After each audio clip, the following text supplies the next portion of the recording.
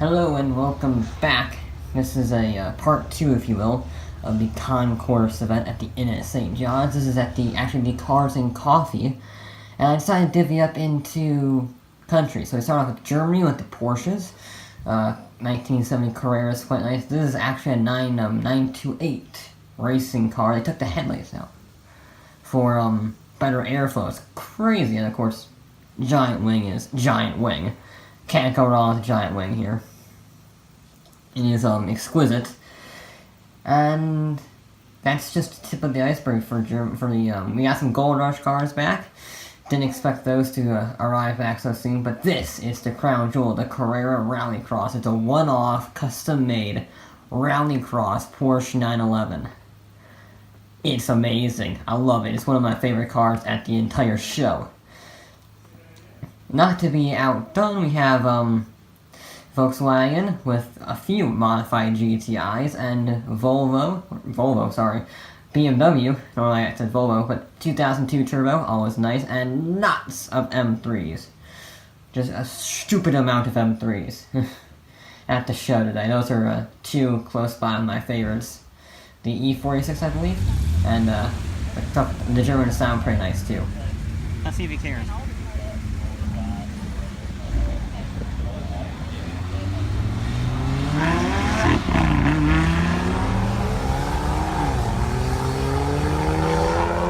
But Britain would be next up on the roster with this really cool looking Lotus Elise race car, basically, with the Union Jack on the big wing, because that's just sweet.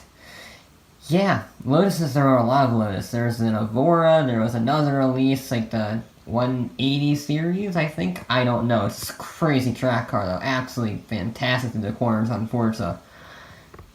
Yeah, nice to see different cars. Aston Martin repeat, a four-door Aston Martin, and for the first time I've ever seen in America, the Caterham Super 7. Not the R500, but still a very cool Caterham. Morgan three-wheeler from 1934.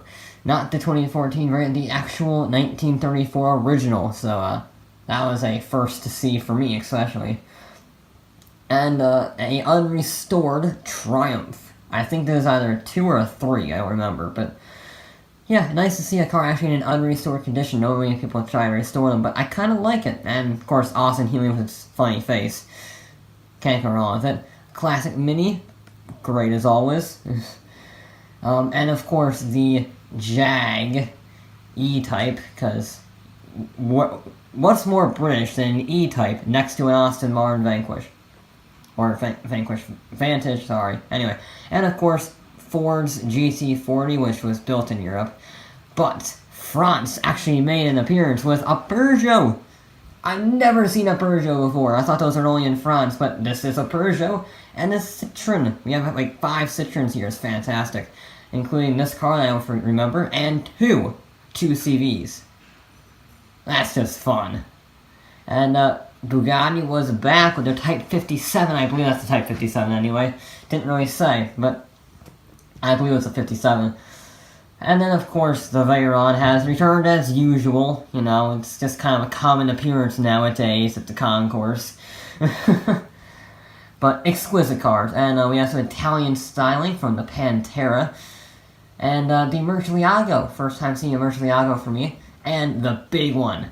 Lamborghini LM002 concept. There are only 239 in the world. I said 339. Sorry, there we go. It's super rare. It's a military truck. It's awesome. Classic Alfa Romeo Spider. You gotta love it. Can't go wrong with Alfa Romeos. Ferrari came in fighting with a GT3 488. Now this isn't race or anything, and it's a dealership one, but it is an actual 488 GT3 car, which is fantastic, I think. And if you'll notice that car on the left, we'll get there eventually, but this is the best car in Italy.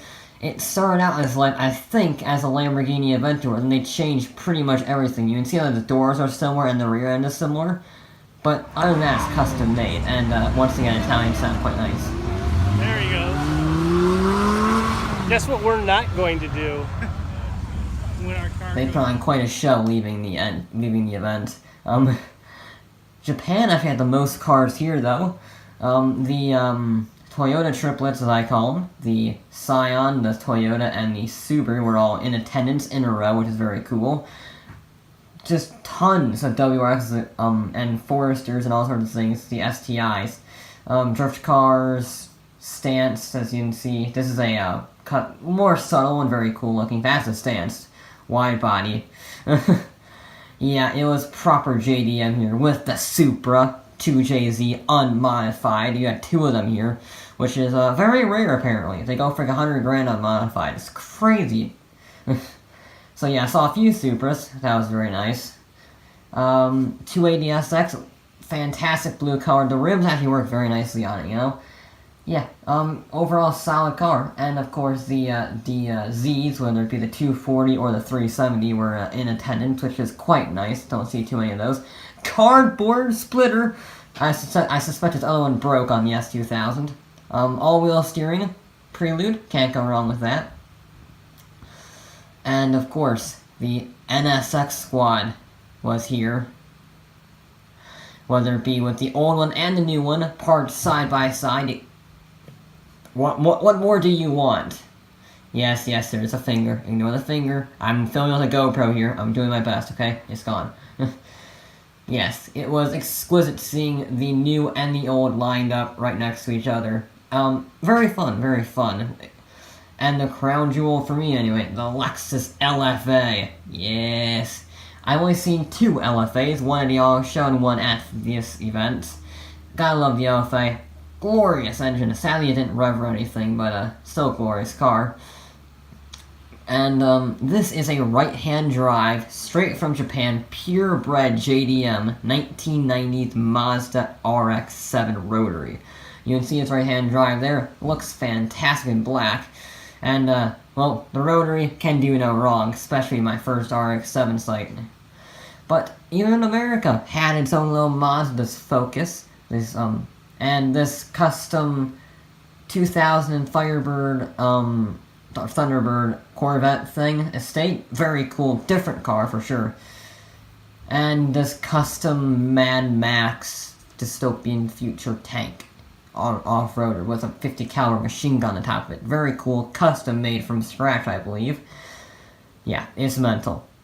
And classic muscle cars were in full attendance. Some notable ones: El Camino and a Boss 302 that had carbon fiber. So I think it was a one of the new restaurant mods that they're selling, the new replicas, because it's carbon fiber. All the black parts are carbon fiber.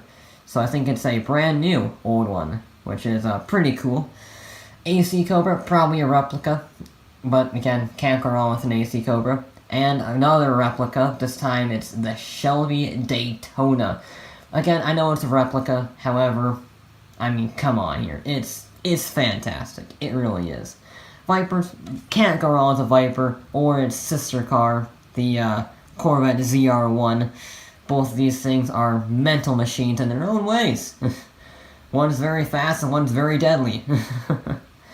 Off-roaders were plenty with this really cool Jeep, and my favorite one of the off-road category, a full-on rock crawler. Has massive suspension, it has, well, nothing that's not necessary, it has lightweight, all-wheel drive, it's crazy, I love it. But doesn't America sound the best? For sure, I mean, come on, look at the estates.